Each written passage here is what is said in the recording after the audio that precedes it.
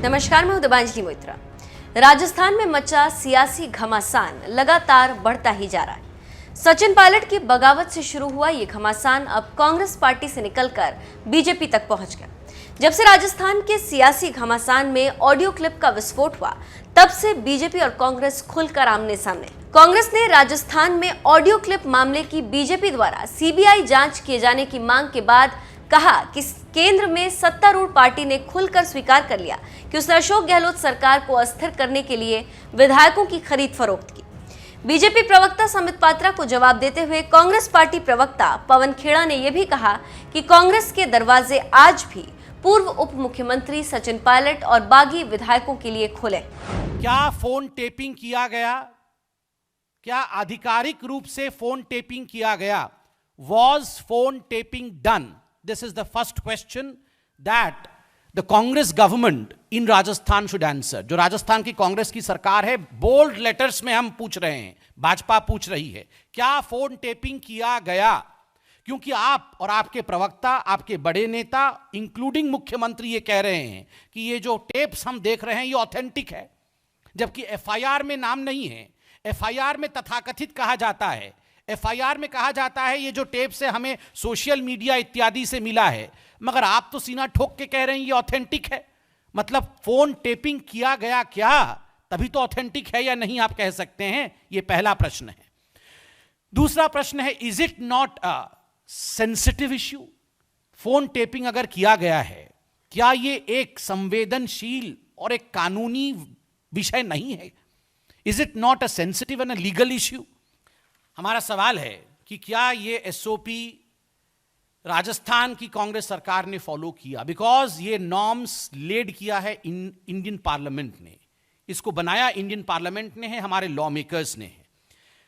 The demand of Bharatiya Janata party, अंत में हम डिमांड रखते हैं तत्काल इसकी प्रतिक्रिया राजस्थान की सरकार और राजस्थान के मुख्यमंत्री दे। जिन सवालों को हमने आज राजस्थान की सरकार के सामने रखा है एसओपी को लेकर, उस विषय में तत्काल प्रतिक्रिया देना चाहिए, क्योंकि यह एक संवैधानिक विषय है। दूसरा और बहुत महत्वपूर्ण, भाजपा इस पूरे प्रकरण का सीबीआई द्वारा जांच की मांग करती है। क्या एसओपी फॉलो हुआ? फोन टेपिंग इत्यादि किया गया?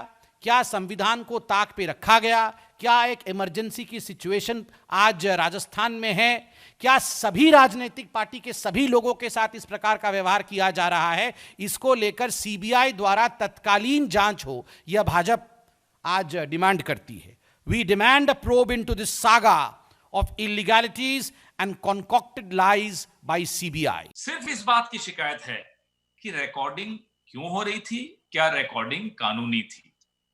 यानी कि चोर मान रहा है कि उसने चोरी की, वह सिर्फ यह जानना चाहता है कि जब वो चोरी कर रहा था तो जो कैमरे लगे थे क्या वो कानूनी रूप से लगे थे?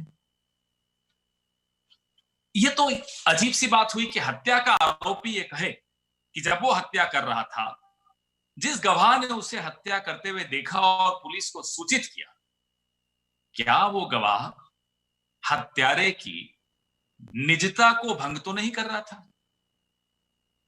ये बात सुनने में बड़ी रोचक भी लगी। आज जब सुबह हमने सुना अपनी प्रेस वार्ता में भारतीय जनता पार्टी ने राष्ट्र के सामने आकर मान लिया कि हां चोरी हुई, लेकिन रिकॉर्डिंग क्यों हुई? यह भी स्पष्ट हो गया है साथियों कि चोर डरा भी हुआ है और उसके डर के कारण बड़े जायज हैं। चोर को यह पता है कि इस प्रकरण में न केवल एक केंद्रीय मंत्री बल्कि उस मंत्री के ऊपर के कई कई बड़े नेता फंसने वाले हैं, और ये डर चोर से इस तरह की गलतियां करवा देता है जो आज आपके सामने भारतीय जनता पार्टी ने की। शुक्रवार रात और शनिवार सुबह भाजपा को बेनकाब करते हुए कुछ तथाकथित ऑडियो टेप हम सबके सामने आए, आप सबके सामने आए। तत्पश्चात कुछ लोगों के विरुद्ध मुकदमा भी दर्ज हुआ। एसओजी की टीम जो मानेसर में के उस होटल में पहुंची जहां मनोहर लाल खट्टर जी की पुलिस के कब्जे में कांग्रेस के कुछ विधायक बंद हैं पिछले कई दिनों से, इतिहास में यह पहली बार हुआ है कि जांच रोकने के लिए एक सरकारी प्रक्रिया को रोकने के लिए भारतीय जनता पार्टी खुलकर अपने सरकारी अमले का दुरुपयोग करते हुए सामने आई, मैदान में आई और कांग्रेस के उन विधायकों का जिनके विरुद्ध एफआईआर दर्ज हुई है का वॉइस सैंपल नहीं लेने दिया।